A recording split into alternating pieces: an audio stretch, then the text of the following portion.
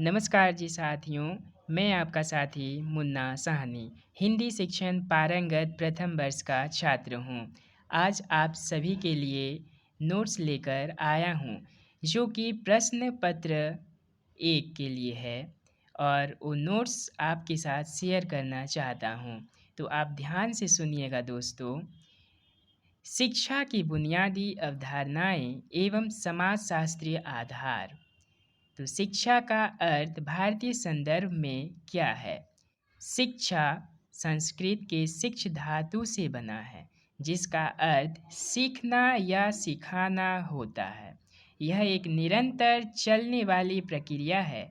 मनुष्य जन्म से लेकर मृत्यु पर्यंत कुछ न कुछ सीखता रहता है, अर्थात मनुष्य आजीवन विद्यार्थी होता है, कुछ न कुछ सीखता रहता है।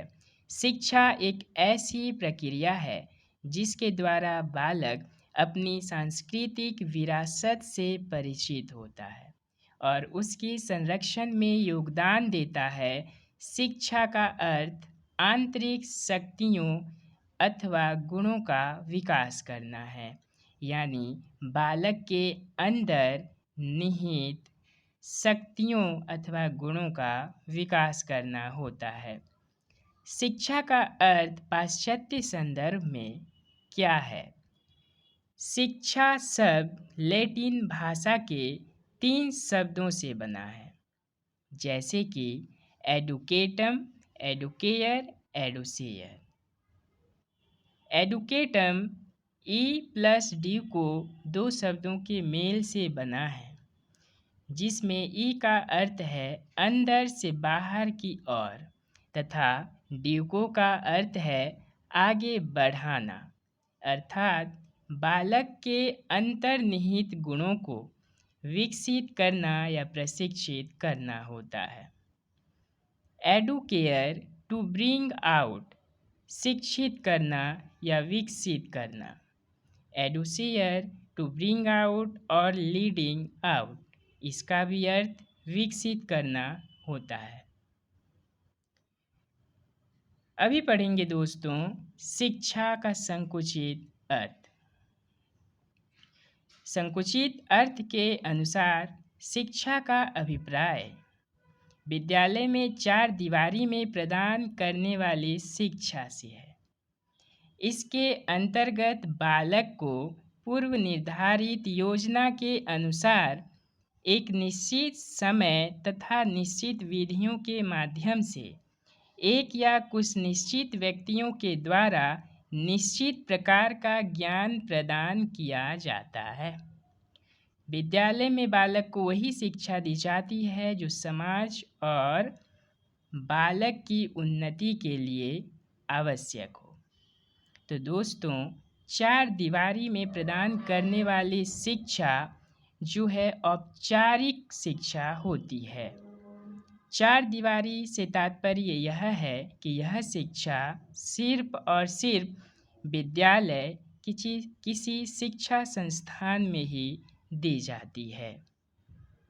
तो दोस्तों ये जो शिक्षा है इसके 4 उत्पाद हम ले सकते हैं, जैसे शिक्षक, शिक्षार्थी, विद्यालय, पाठ्यक्रम।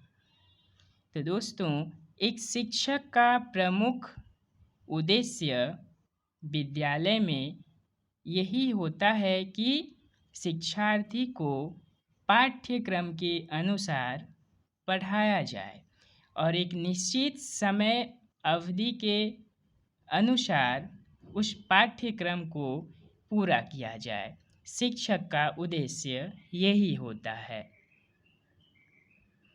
परिभाषा है प्रोफेसर ड्राइवर के अनुसार शिक्षा एक प्रक्रिया है जिसमें तथा जिसके द्वारा बालक के ज्ञान, चरित्र तथा व्यवहार को एक विशेष सांचे में ढालती है, अर्थात यहाँ पर बालक के ज्ञान, चरित्र तथा व्यवहार को एक विशेष सांचे में ढालती है।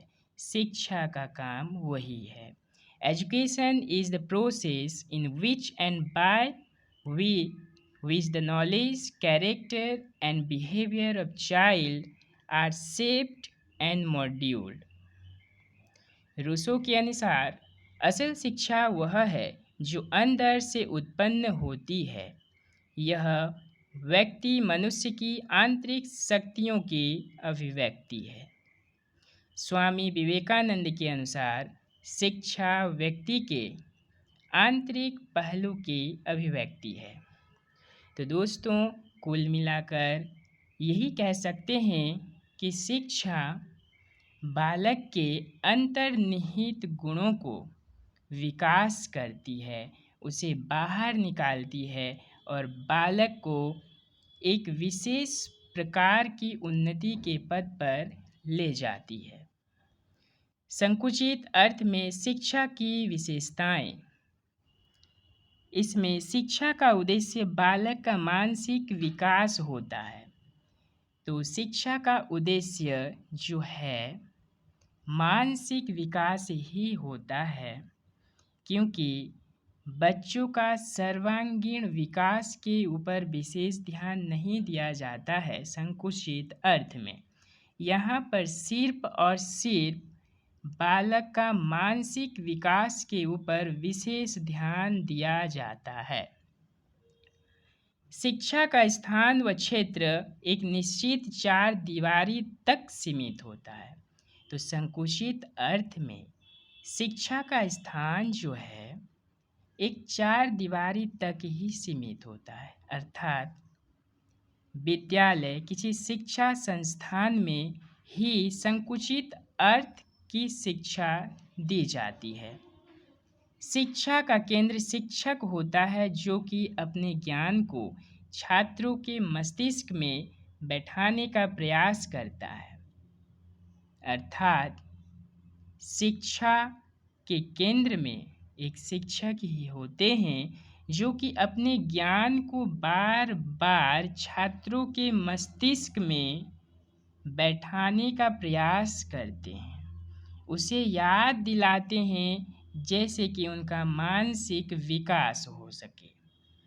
इसमें शिक्षा की अवधि पूर्व निर्धारित होती है, मतलब शिक्षा की अवधि कुछ समय होते हैं, जैसे कि पारंगत शिक्षण 2 वर्षों के लिए है।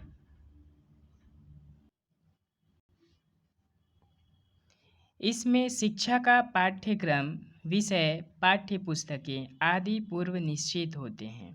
अर्थात शिक्षा के समय पाठ्यक्रम, विषय और पाठ्य पुस्तकें आदि पूर्व निश्चित होते हैं। शिक्षकों को पता होता है कि उनके शिक्षार्थी को अथवा उनके विद्यार्थियों को किस विषय पर कौन से पाठ्य पुस्तक पढ़ाना है।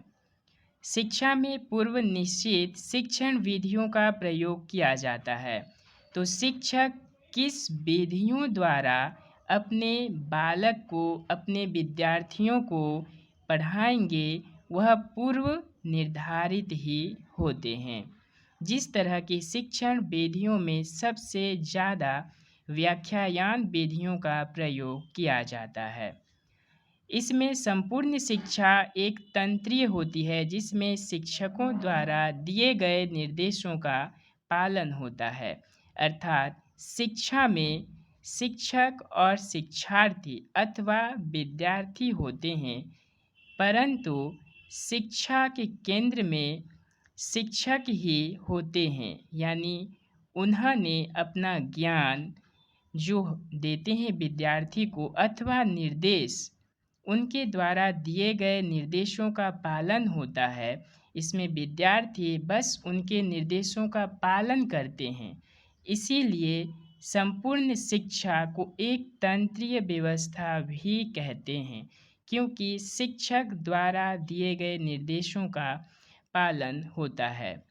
तो आप सभी को कैसा लगा कमेंट्स करके ज़रूर बताइएगा। अगर आप चैनल पे नए हैं तो सब्सक्राइब करना नहीं भूलिएगा दोस्तों, क्योंकि इसी तरह मैं आपके लिए नोट्स लेकर आते रहूँगा। तो आप सभी को बहुत बहुत धन्यवाद।